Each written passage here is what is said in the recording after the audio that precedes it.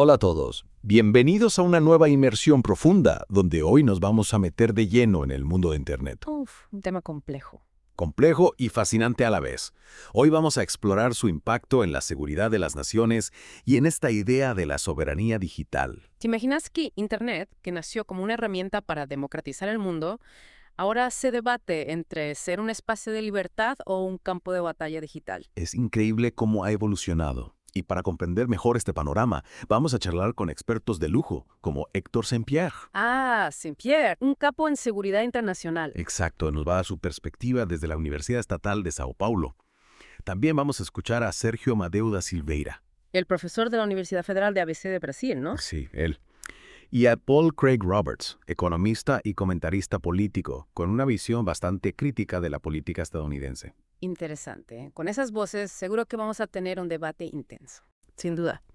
Y durante esta inmersión nos vamos a hacer algunas preguntas clave. Por ejemplo, ¿cómo se transformó Internet en una posible arma de guerra? Uf, una pregunta que da miedo, ¿eh? Da miedo, pero es importante que la enfrentemos.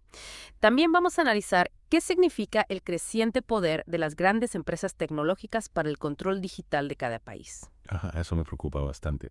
¿Y qué hay de la búsqueda de la grandeza americana? Vamos a hablar de eso también. Por supuesto. Analizaremos cómo esa búsqueda de grandeza puede estar relacionada con la explotación de otras naciones.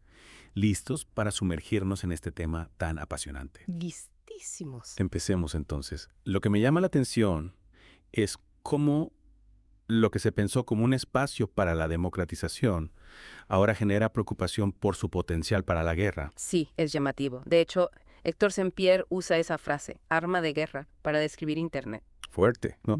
Es una frase que nos obliga a repensar el rol de Internet en el mundo actual. Saint-Pierre, experto en seguridad internacional. De la Universidad Estatal de Sao Paulo, como dijiste antes. Sí, él nos invita a mirar con ojo crítico esta transformación de Internet.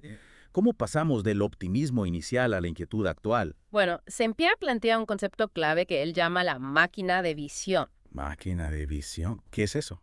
Imagínate una herramienta capaz de recopilar información sobre adversarios, entender sus sistemas y usar ese conocimiento para obtener una ventaja estratégica. Es como un satélite espía digital. ¿En serio? Sí, pero en lugar de fotografiar bases militares, recopila datos sobre nuestras vidas, opiniones y comportamientos. Wow. Impresionante, ¿no? Totalmente. Y esa capacidad de recopilar y analizar datos a gran escala es lo que hace tan poderosa esta máquina de visión. Estamos hablando de algoritmos que procesan información a velocidades increíbles. Y ni hablar del Internet de las cosas. Claro, que conecta cada vez más objetos a la red, generando una cantidad inimaginable de datos sobre nuestras vidas. Exactamente. Y ahí surge la pregunta, ¿quién controla esa información y para qué la usa? Buena pregunta. Y ahí es donde entra Sergio Amadeu da Silveira, profesor de la Universidad Federal de ABC de Brasil, que nos advierte sobre la creciente influencia de las grandes corporaciones tecnológicas. Especialmente las americanas. Sí, especialmente las americanas, y cómo estas empresas desafían la soberanía de los países. Es decir, estas empresas, con su poderío tecnológico, podrían estar operando por encima de las leyes de los gobiernos, usando la información para sus propios intereses, incluso a expensas de otros países. Y esa es precisamente la preocupación de da Silveira. Él señala que la extracción de datos a nivel global por parte de estas empresas es un riesgo para la independencia digital de las naciones. Pues, ¿qué ejemplos tenemos de esta lucha por la soberanía digital? ¿Se te ocurre alguno? Claro, el conflicto entre Brasil y Twitter por la moderación de contenidos, por ejemplo. La justicia brasileña intentó obligar a la empresa a tomar medidas contra la desinformación, mientras que Twitter argumentó que eso violaba la libertad de expresión. Un caso que ilustra la tensión entre la soberanía digital y la libertad de expresión. Exactamente. Un tema complejo, sin duda. Y hablando de temas complejos, si seguimos el hilo de la grandeza americana, como le describe Paul Craig Roberts, ¿El economista? sí, encontramos una perspectiva aún más crítica sobre cómo Estados Unidos busca su beneficio. Roberts, conocido por sus cuestionamientos a la política exterior estadounidense, Ah, sí, lo conozco. él sostiene que Estados Unidos se basa en la explotación de recursos y activos extranjeros para mantener su posición dominante. Y menciona ejemplos concretos, como la situación en Ucrania. ¿Qué dice sobre Ucrania? Sugiere que hay intereses americanos que se benefician de la venta de tierras agrícolas ucranianas. Una acusación bastante fuerte. Sin duda. Y Roberts también habla del rol del Fondo Monetario Internacional, el FMI, en este esquema. Argumenta que el FMI impone condiciones a los países endeudados, obligándolos a vender activos importantes o aceptar bases militares estadounidenses a cambio de ayuda financiera. Lo ve como una forma de presión que perpetúa la dependencia y la explotación. Exactamente. Son temas controvertidos que nos obligan a mirar más allá de la superficie.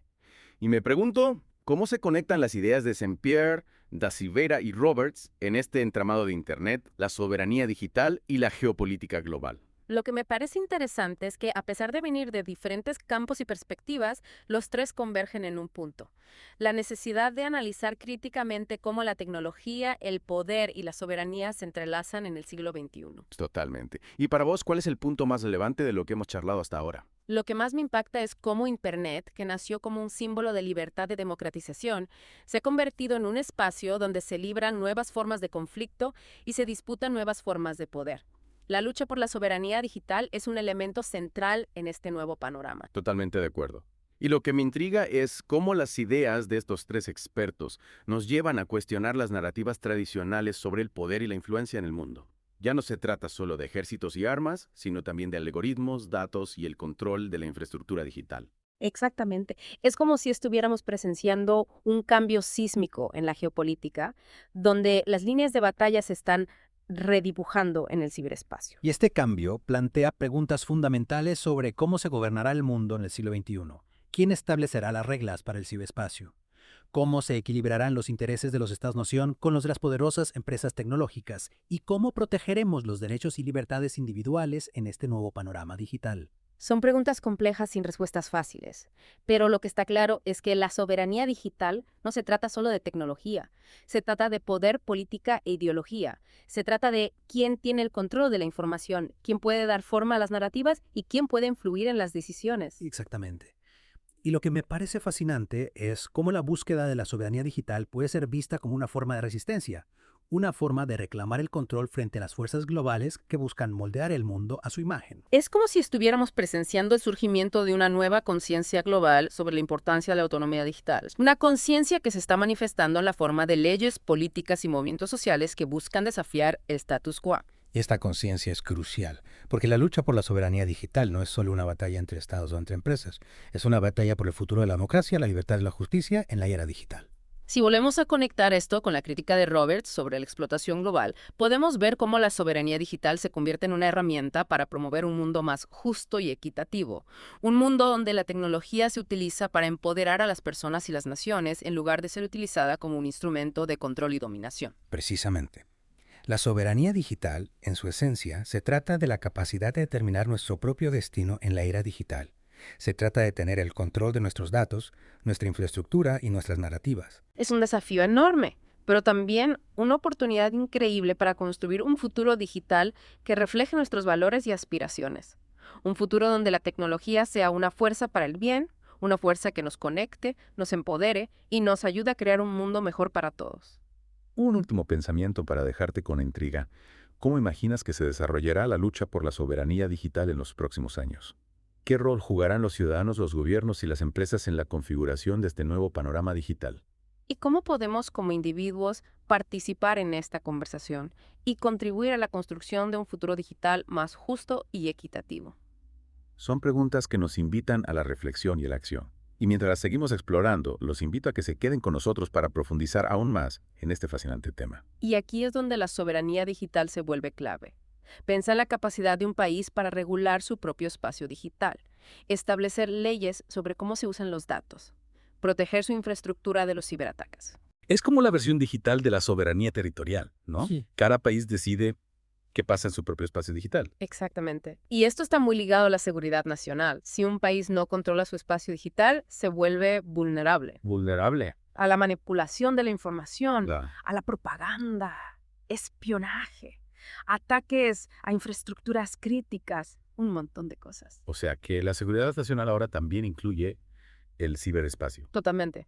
Y no solo se trata de protegerse de otros países, sino también de las grandes empresas tecnológicas. Claro, porque como vimos, estas empresas tienen muchísima influencia a nivel global. Muchísima, a veces hasta más que algunos gobiernos. Es como una nueva era de competencia geopolítica. Exacto, donde el control de la información y la infraestructura digital son el campo de batalla.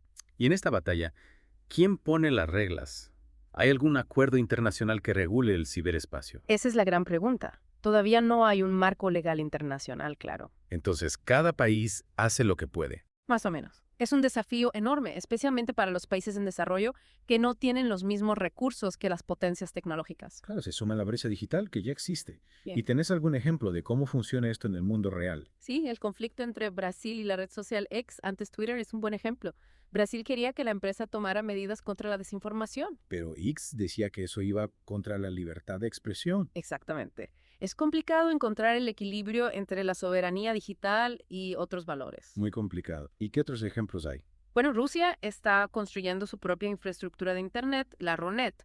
Quieren depender menos de la infraestructura controlada por Estados Unidos. Es decir, más control sobre su propio espacio digital. Sí, como una forma de protegerse de la influencia externa. Interesante. O sea, que la tecnología no es solo una herramienta. No, para nada. También es un instrumento de poder. Y Rusia lo tiene muy claro. ¿Y esto qué significa para el futuro? Para la democracia. La seguridad global. Son preguntas muy importantes. Y si pensamos en la crítica de Roberts a la grandeza americana, vemos que la soberanía digital puede ser una forma de resistencia ¿Resistencia a qué? a la explotación global que, según Roberts, practica Estados Unidos. Él cree que Estados Unidos usa su poder para sacar provecho de otros países. Y que la soberanía digital podría ser una forma de defenderse de eso. Exactamente. La pregunta es cómo construir un mundo digital más justo, donde la tecnología empodere a las personas, no las controle. Es una gran pregunta. ¿Y quién tiene la respuesta? Creo que todos tenemos un rol que jugar. Gobiernos, empresas, ciudadanos. ¿Qué podemos hacer como ciudadanos? Informarnos, participar en debates, exigir a nuestros gobiernos que protejan nuestros derechos digitales. Ser conscientes del poder de la tecnología y cómo usarla para el bien común. Exactamente. No ser solo espectadores, sino protagonistas de nuestro destino digital. Y esta conversación sobre la soberanía digital nos lleva a cuestionar ideas, ¿no? Ideas sobre el poder y la influencia en el mundo. Ya no se trata solo de ejércitos y armas. Es verdad. Ahora son algoritmos, datos y el control de la infraestructura digital. Exactamente. Un cambio radical en la geopolítica. Las líneas de batalla ahora están en el ciberespacio. Un cambio que nos deja con preguntas. ¿Quién va a poner las reglas en el ciberespacio? ¿Cómo equilibramos los intereses de los países con el poder de las empresas tecnológicas? ¿Cómo protegemos los derechos de las personas en este nuevo mundo digital? Son preguntas difíciles, sin respuestas fáciles, pero algo está claro. La soberanía digital va más allá de la tecnología. Es sobre poder, política e ideología. Es sobre quién controla la información, quién moldea las narrativas, quién tiene la capacidad de influir en las decisiones. Y en ese contexto, la búsqueda de la soberanía digital se convierte en una forma de resistencia. Una forma de reclamar el control, de no dejar que las fuerzas globales nos moldeen a su imagen y semejanza. Es como si estuviéramos viendo nacer una nueva conciencia global. Una conciencia sobre la importancia de la autonomía digital. Y eso se está manifestando en leyes, políticas y movimientos sociales. Una batalla por el futuro de la democracia, la libertad y la justicia en la era digital. Exactamente. Y si recordamos la crítica de Roberts sobre la explotación global, la soberanía digital se convierte en una herramienta. ¿Una herramienta para qué? Para construir un mundo más justo. Un mundo donde la tecnología empodera, no domina. La soberanía digital, en el fondo, se trata de eso, de tener el control de nuestro destino digital. Control de nuestros datos, nuestra infraestructura, nuestras narrativas. Es un desafío, sin duda, pero también una oportunidad. Una oportunidad para construir un futuro digital que refleje nuestros valores. Un futuro donde la tecnología sea una fuerza para el bien. Un futuro donde la tecnología nos conecte, nos empodere, nos ayude a crear un mundo mejor. Un último pensamiento para que se queden reflexionando. ¿Cómo creen que será la lucha por la soberanía digital en los próximos años? ¿Qué rol jugarán los ciudadanos, los gobiernos, las empresas? Gracias por escuchar Geopolítica, un podcast de Enrique Aureli. No olvides, apoya económicamente y comparte nuestro trabajo. Hasta la próxima.